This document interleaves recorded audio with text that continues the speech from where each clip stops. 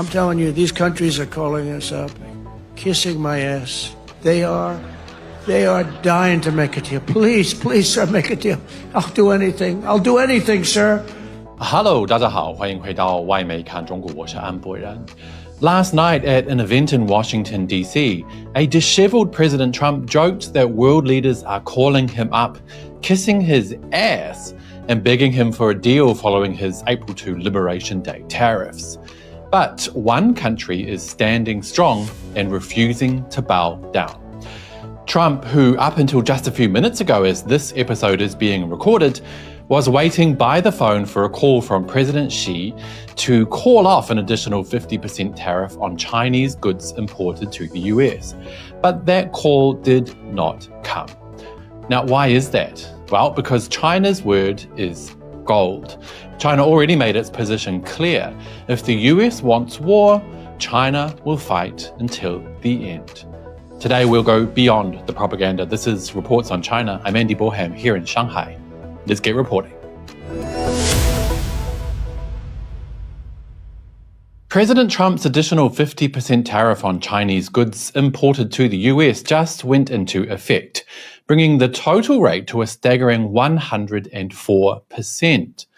The additional 50% was a threat from Trump after his initial 34% tariff on Chinese goods from April 2nd was met with a retaliatory 34% tariff from Beijing on US goods imported to China.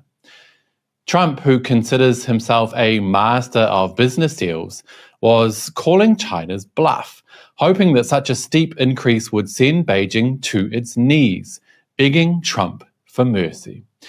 Now that sounds a little bit dramatic, but it really is how President Trump thinks.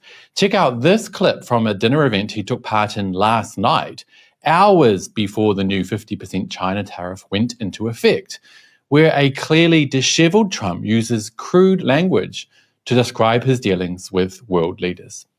I'm telling you, these countries are calling us up, kissing my ass. They are dying to make a deal. Please, sir, make a deal. I'll do anything, sir. And then I'll see some rebel Republican, some guy that wants to grandstand, say, I think that Congress should take over negotiations. Let me tell you, you don't negotiate like I negotiate. Until they make a deal with us, that's what it's going to be. I think they'll make a deal at some point. China will. They want to make a deal.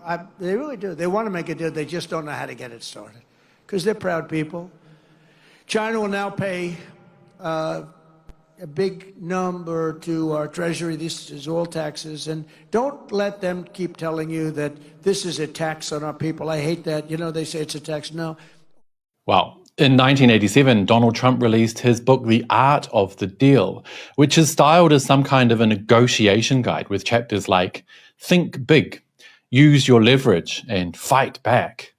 But he seems to have forgotten that Chinese military strategist Sun Tzu released the book The Art of War more than 2,000 years ago, which is relevant to this day with advice like seize opportunity in chaos, something China is very good at, force the enemy to overextend, which is definitely the case as Trump is forced to hurt his own economy with 104% tariffs on Chinese goods, and victory through endurance, which perfectly highlights China's steadfast resolve under pressure. At China's regular foreign affairs press briefing last night, spokesperson Lin Jian made it absolutely clear, hours before Trump's additional 50% tariff went into action, that China would not be calling the White House and definitely would not be kissing his ass, brutally calling Trump's bluff and forcing him, as I mentioned earlier, to endure hideous repercussions domestically for his actions. The US is set to be hit hard by these tariffs, since around 40% of consumer goods there are linked to China, which means much higher consumer prices for the average American.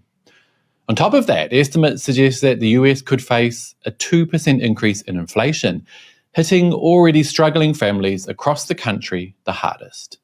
And recession has a 60% chance of hitting this year, according to JP Morgan. But that doesn't stop US media outlets like Fox News from using their extremely out-of-touch takes to paint Trump's tariffs as a plus for the US, as something that's going to, for want of a better term, make America great again. Check out this rant from one Fox News host who goes further and literally claims that Trump is trying to destroy China. And now you're seeing what Trump's trying to do. He's trying to destroy China. Because if you break the Chinese economy, you put America back on top. Remember, the Chinese thought they were going to overtake us. It's not going to happen if this thing goes through. If you can cut off their exports, they're toast. You can't export all these cheap products here. You're definitely not going to sell them into Europe because they don't have the consumer power. And so the Chinese economy, they can't consume their own stuff because they don't have enough wealth and they don't have enough families, to be honest with you. And so you're going to have to lay people off, and then the whole country is going to disintegrate. So that's a good thing. We've now surrounded the Chinese. They thought the Chinese were going to cut deals with the Japanese and the South Koreans. Didn't happen. Thought it was going to cut deals with the Europeans. Didn't happen. And Trump sent Hegseth down to the Panama Canal. He's saying it's ours. And we're wrestling TikTok away from that country, too. Everything is moving perfectly.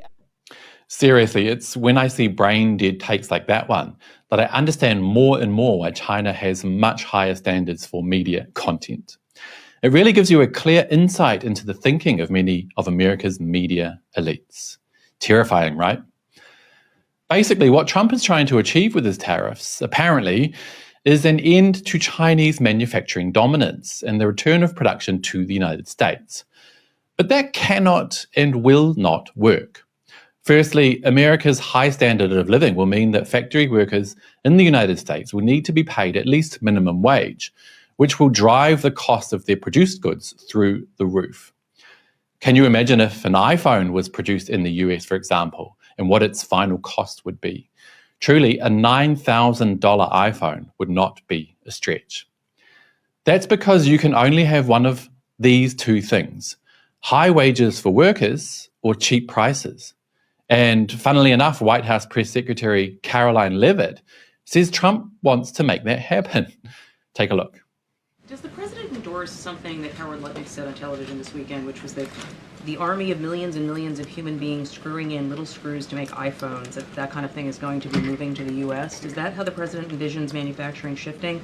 And if so, how long would that take, roughly? The president wants to increase manufacturing jobs here in the United States of America, but he's also looking at advanced technologies. He's also looking at AI and emerging fields that are growing around the world that the United States needs to be a leader in as well. So there's an array of diverse jobs, more traditional manufacturing jobs, as you discussed, but also jobs in advanced technologies. The president is looking at all of those. He wants them to come back home. But iPhones specifically, is that something that he thinks is the kind of technology that can move to the U.S.? Absolutely. He believes we have the labor, we have the workforce, we have the resources to do it.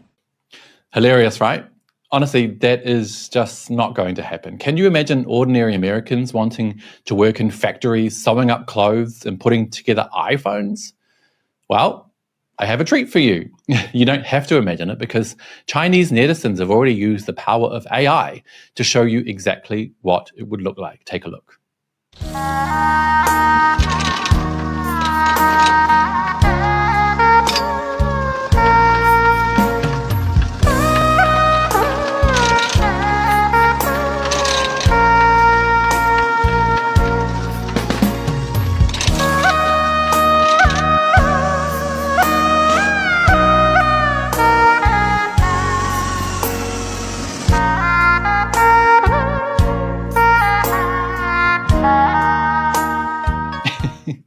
And the internet being the internet, another netizen made a new version showing American politicians like President Trump slaving away in a sweatshop. Watch.